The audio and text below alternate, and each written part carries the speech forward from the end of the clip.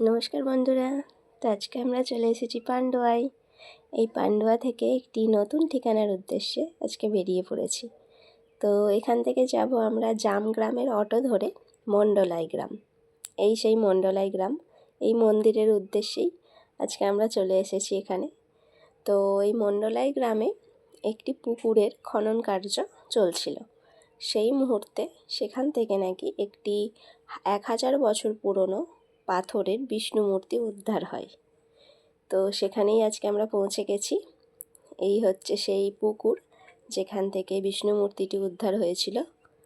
আর সেই উদ্ধার হওয়ার পরে নাকি সেটিকে পুলিশে নিয়ে যায় এবং অনেক পরীক্ষা করার পরে জানা যায় সেটি 1000 বছর পুরনো, ধরুন ওই পাল বংশ বা সেন বংশের আমলের হয়তো।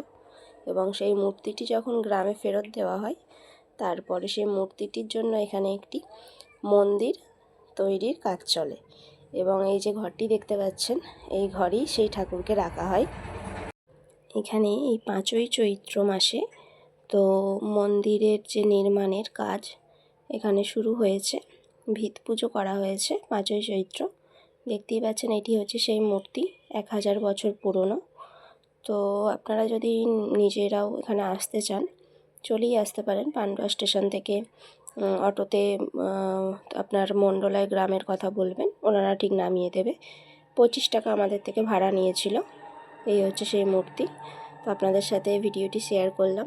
আমার ভিডিও যদি ভালো লেগে থাকে তো অবশ্যই লাইক, কমেন্ট, সাবস্ক্রাইব করে দেবেন। আরও নতুন ভিডিওর জন্য এভাবেই আপনারা পাশে থাকবেন। ধন্যবাদ।